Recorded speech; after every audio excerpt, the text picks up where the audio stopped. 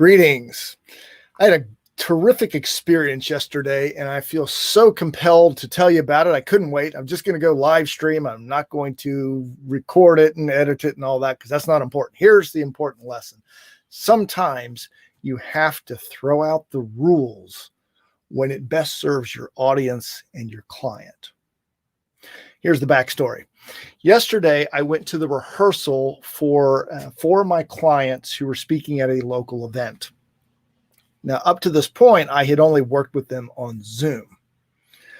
One of the people, and he'll remain nameless for this, there's some anonymity with this group. That's why I couldn't be at the live event. This gentleman got up on stage, and he had worked so hard on his presentation that, we had fine-tuned it down to where we knew the script. We knew how long it would take. It was about a 9-minute talk. So when he got up on stage, I thought, he's going to kill it. He got up on that stage in this rehearsal, and it was hard to watch him struggle. He could not remember certain parts. Even when he would stop, he would get stuck. I would say, just tell us the story, forget the script. He really struggled, and my heart ached for him. And I also started to think, how am I going to help him? The event is in 2 hours. I did not see this coming because he was so prepared, and I just wasn't sure what to do. So remember, 8-minute talk. We're 20 minutes into the rehearsal. He stopped and started and struggled so much. But at one point, and everybody who was speaking was holding a clicker in their hands because they had a monitor in back with the script, and he was still struggling with that. So at one point, he takes this clicker and he sets it on a stool that's on stage, and he just starts talking. And the script starts flowing out of him. He's never looking at the audience, us, in this rehearsal. And I had a thought. He's reconnected with the story. He's up on stage. He's not looking at us, and the story's flowing out of him now. He's reconnected with it. So he comes off stage. I pulled him over and I said, hey, do you know who the comedian Mitch Hedberg was? He said, Mitch Hedberg is my favorite comedian. Now, if you don't know who Mitch Hedberg was, he was a kind of a surfer, West Coast kind of guy. At least that was the attitude he portrayed. He often was on stage, and his hair would be down on his face, and he rarely, if ever, looked at the audience. He's one of the greatest comedians ever. And this is when I said, you are going to channel Mitch Hedberg. He said, what do you mean?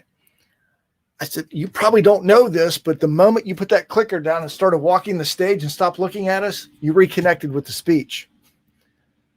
So he got back up. He did another rehearsal. And for 10 minutes, his speech was fantastic. He had a few little stumbles here and there because it was a rehearsal, but it flowed out of him. So I told him, when you get up there in this presentation in an hour in front of 100 people, do not look at the audience. Now, why am I sharing this story with you? Because there were 3 lessons I took away as a presenter and as a coach. Number 1, preparation is absolutely critical. I preach this all the time, and yesterday proved it.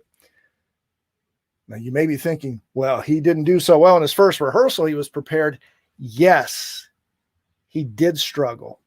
But the second point that I learned from this is you've got to know your client. That's obvious as a coach. But the problem I had up to this point, I had just coached him on Zoom. I never got to see him on stage because of all the restrictions. The moment he got up on stage and I saw and felt his discomfort, that was a new revelation to me because I thought this guy comes across on Zoom as so confident and ready. Well, he pulled me aside and said, I'm an extreme introvert.